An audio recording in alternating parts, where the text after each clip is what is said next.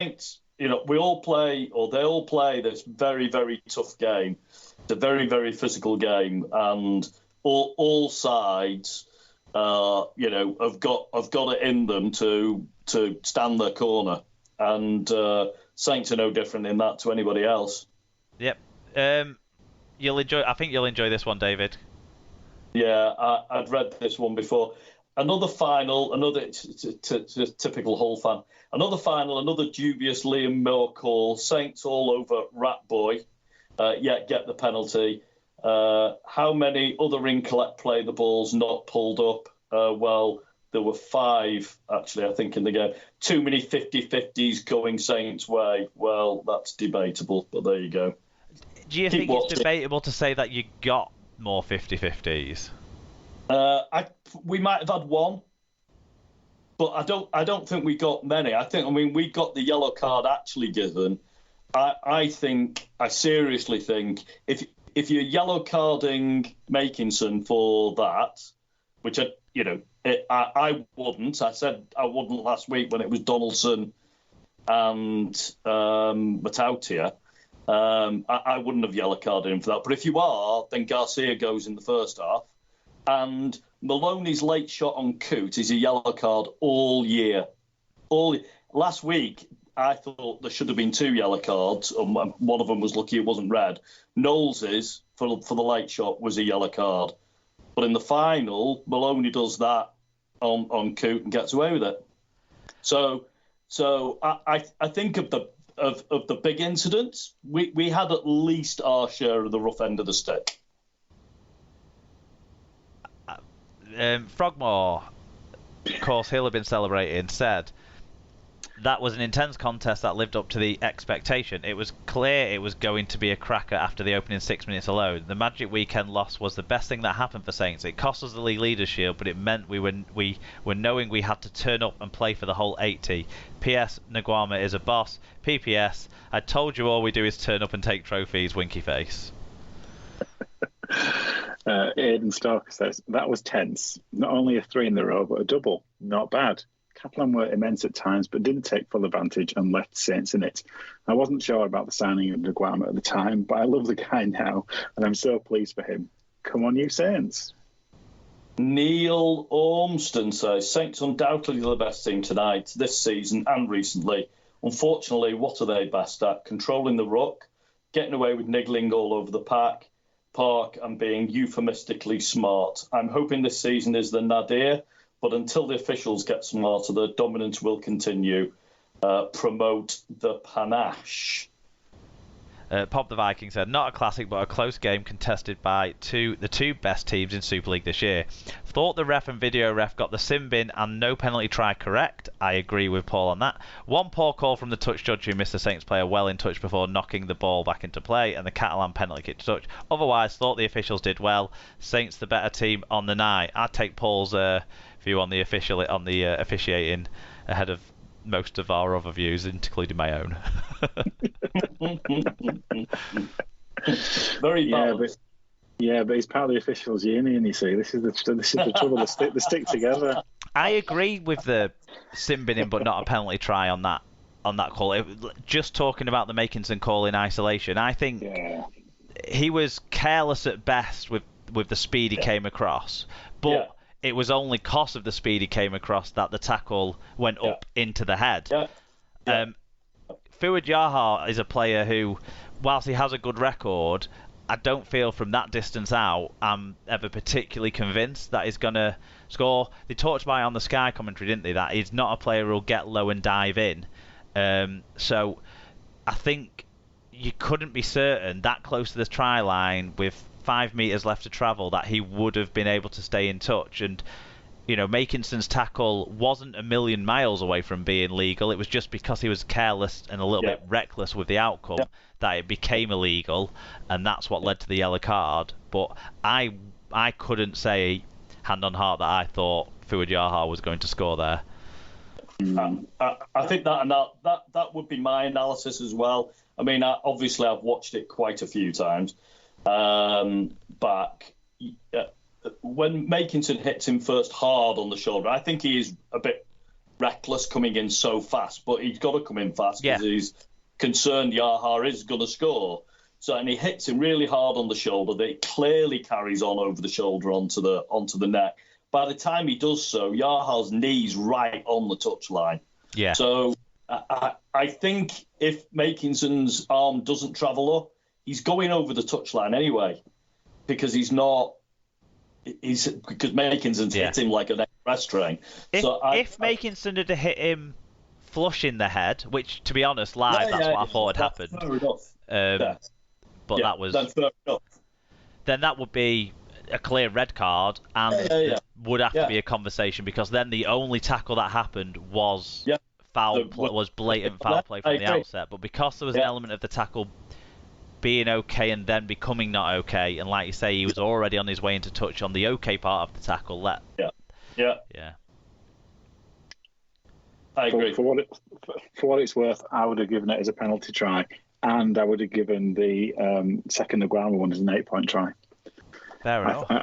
I think they were both foul play in the either preventing a score or indeed in the act of scoring.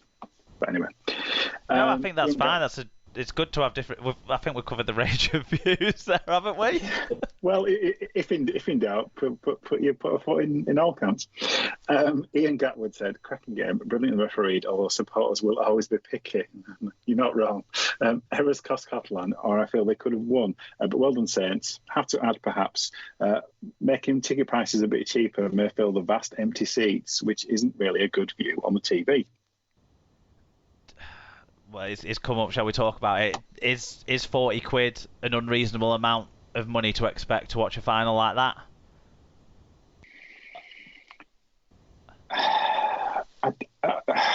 I don't think ticket prices are the main problem. There is a bit of a disparity, I think, between Challenge Cup final tickets and Grand Final ticket prices.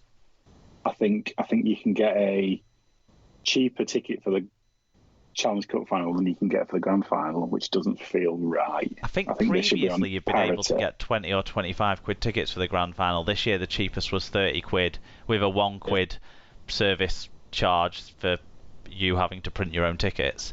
So it was 31 quid for our tickets, and they were the cheapest bracket of tickets available that I saw. For me, that's too much. But at the same time, tickets were cheaper at the Challenge Cup final, and that wasn't. I know they were slightly restricted, but even so, I don't think we didn't have 45,000 there either. So, ticket prices is not the whole problem. The problem's a bit deeper than that. Well, if I say to you the women's Grand Final, which I thought was excellently attended with 4,200 fans there, but Leeds, St Helens, Huddersfield, and Featherstone members / season ticket holders. So, for the main men's teams, so you're talking 7,000 or 8,000 Saints season ticket holders, 8,000-ish Leeds season ticket holders, 2,000 Giants season ticket holders, and whatever Fev get could have had tickets for £1. So there's let's say 15 to 20,000 people who could have gone for £1 to that game, and only a quarter of those people, well, no, way less than that, because most of the people that were there were not season ticket holders of those clubs. So lots of those people chose not to take up on that deal. It's not necessarily just the cost of these events. Yeah, I think there's a deeper problem rather than just pure ticket price. Do you think? Sorry, go on, David. I wonder whether we're losing the neutral attendance at some of these events. I know a lot of Saints fans that will only go if Saints are there. I go every year, unless I'm walking in the Himalayas but I've only missed 2 grand finals because I love it. I think it's the best rugby you get to see played all year. It's the pinnacle of the season, but I know a lot of fans that don't. Do you think some of it is disillusionment with the powers that be and stuff? Fans like to have an axe to grind with all of the, with the Super League, with the power clubs that are at the top that win the trophies, with the RFL or however it might feel. And if you think you're lining another club's pockets or someone else's pockets, when people don't realise actually that the grand final revenues is shared out amongst everyone, not just amongst the clubs that are there. Maybe people would think differently. Maybe they could do some sort of pricing and incentives for the neutral fans, in that there could be something for season ticket holders of Super League clubs that get some sort of reward. They could still maybe get tickets at, say, take £10 off the price band of the whatever they're in as a reward for being a season ticket holder at any club. Initiatives like that. I think they also stopped. Didn't they stop, Mark? A few years ago, the last grand final, we had a crowd. I think clubs were rewarded for selling tickets to their fans. I think that they didn't do it this time. Right. I didn't know anything about. I didn't know anything about that, to be honest. I believe that's the case. So there was no incentive for any of the other Super League clubs to sell tickets to the fans. I think we need to do. I've thought this for a long time. One of the things rugby union does really, really well is they use their club structures, their amateur club structures throughout the country to make tickets available. Tennis does the same. Make tickets available to members of their clubs and get tickets sold, and they pack out their big events. And we just don't do that, and I don't know why. And in this instance, it's almost unforgivable, because it was clear from months ago that there was a very strong probability that Catalan were going to be there, and that with the way the world is and has been for the last 18 months, they weren't really going to be able to bring any fans. So it's been staring the game in the face for months and months that this was a likely scenario. I definitely think there's something in the decline of the amateur club trip, because I definitely feel like I've noticed that at Wembley. Like I was used to seeing big groups all in team colours. Yeah. And last couple of times I've been, I haven't seen that. No, it's almost like you have to go out of your way to get the group tickets rather than someone coming to you to try and sell them to you as a package or something. Yeah. That's my impression. I still see neutrals. You still see, a huge variety of shirts. Like in July there was Coventry fans sat in front of me, for example. I still see a lot of different rugby shirts there, but you don't see those big groups of 10 to 20 of kind of under 9 teams or whatever kind of making the trip. You just don't see that in the same numbers, and it might be we're not focusing on the community element of it enough. So there are answers to it then, aren't they, in terms of what Ian's saying there? Our answers would be kind of incentivise ticket sales to neutral Super League club fans, and to and work on pushing groups, and maybe the amalgamation back of the RFL and the Super League means that the Super League will get access again to the databases and information to get back into those community clubs with more kind of contact on ticket packages and that sort of stuff, hopefully. Yeah.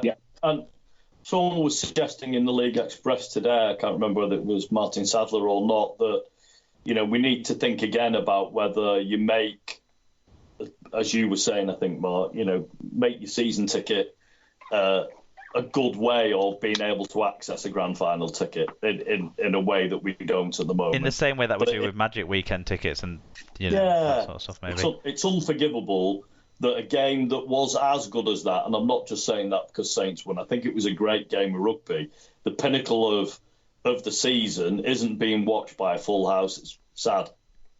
Let's move on to what Mark Butler had to say, David.